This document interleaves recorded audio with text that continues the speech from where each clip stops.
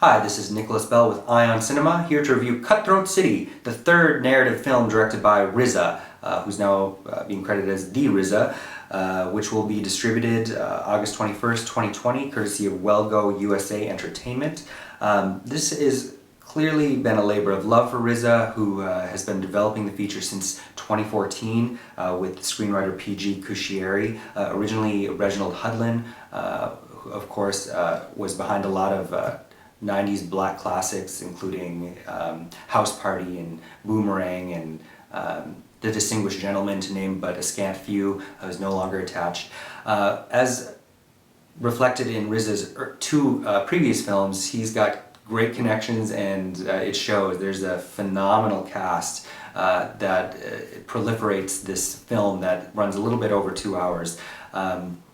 Of course, not all of them are utilized as best as they could be, but in short, this is set in post-Katrina New Orleans in 2005. It focuses on four friends: Blink, played by Shameik Moore, who was in Rick Famuyiwa's Dope in 2015, Andre, played by Denzel Whitaker, JR, played by Keon Johnson, and Miracle, played by Demetrius Shipp Jr., who was Tupac in All Eyes on Me. His co-star from that film, who played Jada Pinkett, Kat Graham, is Demira, who plays the wife of Shameik Moore's character. Basically, these four friends have dreams to do all kinds of things.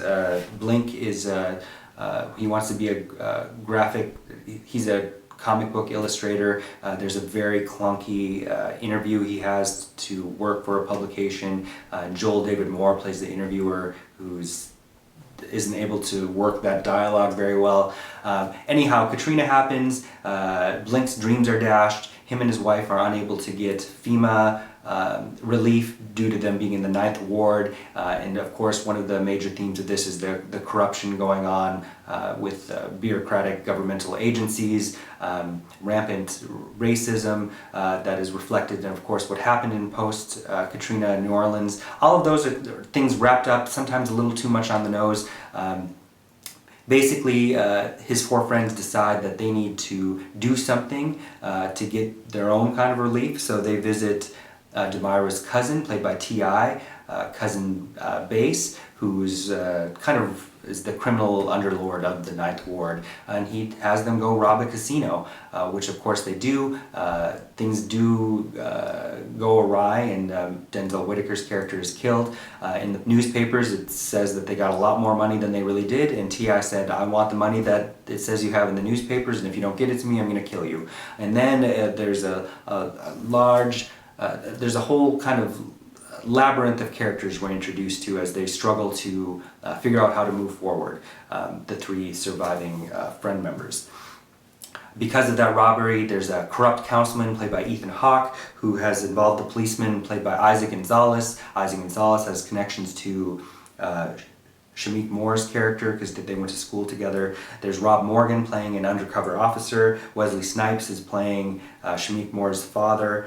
Isaiah Washington is a veterinarian that is forced to try to operate on Denzel Whitaker.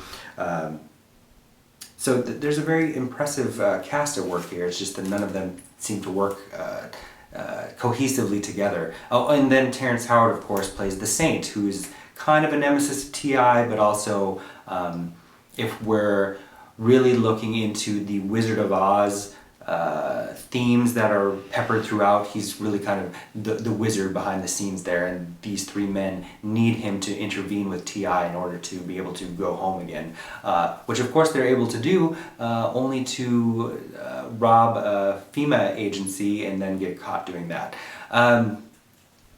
As I said, it's clearly a labor of love of RZA's to get this made, but the production quality, the editing, the cinematography, all of it feels, for lack of a better word, very cheap, and it really takes away from some of the interesting work that is going on here. Some of the dialogue is great, some of it is not so much. Some of the actors are, I'd say, perfect, like Rob Morgan kills his scenes, but then he's always up against Isaac Gonzalez, who seems a bit miscast as the police officer that's been assigned, the detective that's been assigned to investigate the casino robbery. It opens kind of on an interesting note with the four friends before Katrina. talking about Reservoir Dogs, Quentin Tarantino's 1992 film, and about his use of racial epithets. And of course, Riz is friends with Tarantino. But I liked, because if you think back to Reservoir Dogs, it opens with these mobsters talking about Madonna's Borderline.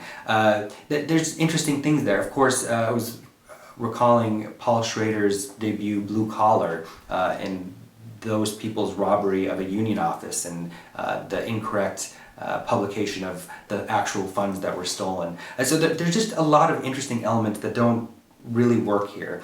But most shockingly, I think, is how cheap the film does look. Because if you look back at Riz's previous film, of course there's The Man with the Iron Fist in 2012, but even 2017's Love Beats Rhymes, the production quality on that and the character arcs and everything fits together so much better. And of course that was written by Nicole Jefferson Asher in a film that starred Azalea Banks and a very entertaining Jill Scott. But there is the capability, obviously, RZA has as a director. It just really isn't evident in Cutthroat City, which was rather disappointing. Overall, I would give the film 1 out of 5 stars. Thank you. Hey, this is Eric from IonCinema.com. If you want to support us, subscribe below. For more reviews, interviews, film festival coverage from Sundance, Cannes, Toronto, you want to check out these guys on this side.